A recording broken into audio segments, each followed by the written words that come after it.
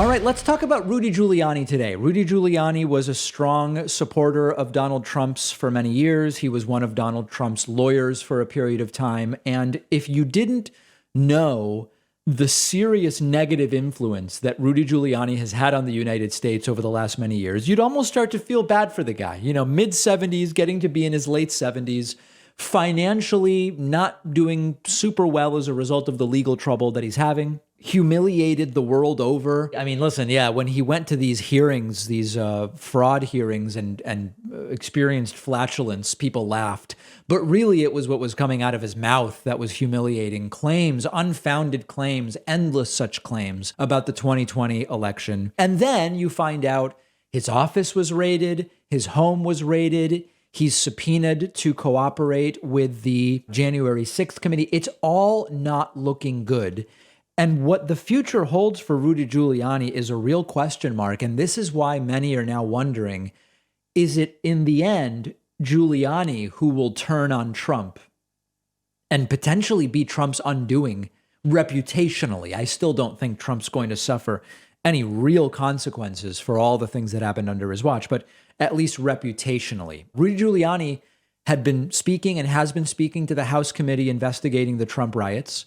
And there is a subpoena he received. His lawyer, remember, MAGA really stands for making attorneys get attorneys. Rudy's lawyer has been negotiating the scope of the subpoena and whether he may be able to comply with some of those requests. His appearance has for now been rescheduled, and we don't yet have a new date.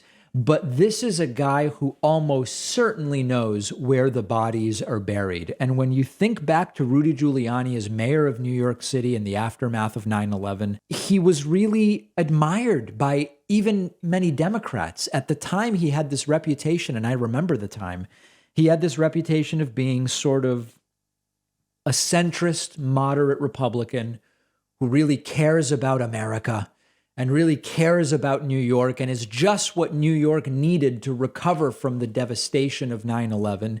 And he had a high approval rating, which is not easy as New York City mayor. New York City mayor is a position where someone almost certainly hates you, and usually it's a whole bunch of people.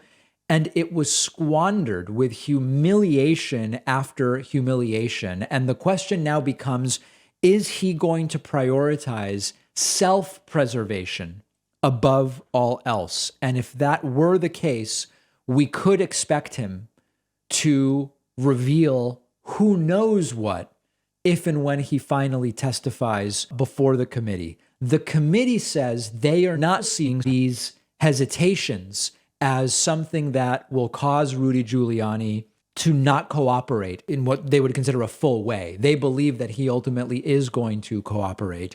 But as you all know, sometimes people cooperate by showing up, and then they invoke their Fifth Amendment right against self-incrimination, sometimes dozens or sometimes even hundreds of times, as some of Donald Trump's family members recently did, Eric Trump, for example. So I don't think it's worth making any predictions about what Rudy knows and what he may say.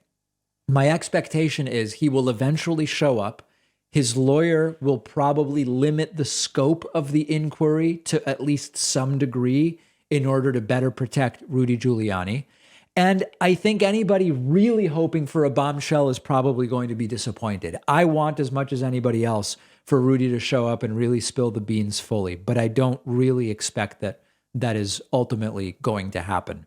I think there's one other side to this story as well, and that is the disloyalty of Donald Trump. And this is a story we've talked about before. People who were loyal to Trump up until and even beyond the end. I mean, when Rudy was flying around the country with Jenna Ellis holding these court hearings where they would talk about supposed evidence of fraud that sometimes involved the van showing up without the right lunch for the election workers or whatever the case may be, that is above and beyond.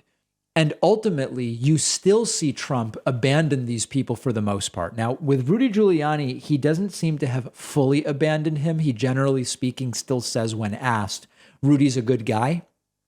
And the big lie is real. We really did win the election, which they didn't.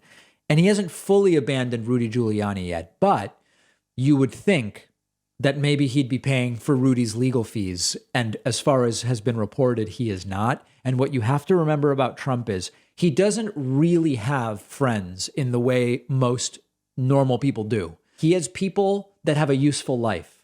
And this applies to Rudy Giuliani. This applies to Mitch McConnell. This applies to his own voters, right? For a while, Trump's voters were useful to him because he needed their vote. And then in the immediate aftermath of the November 2020 election, Trump's voters were useful to him because he wanted their money, supposedly for flipping results, but it was really to pay off Trump's campaign debt. And now they're not really, none of these people are really useful to Trump anymore. And some part of me thinks this even applies to Trump's own family. I believe Trump would let his kids go to prison if it saved him from it. And from everything I've seen, that is exactly the picture that I get. So let me know your thoughts. Do you think Rudy will testify? Do you think he will ultimately give anything of material relevance? And where do you think this all ends up?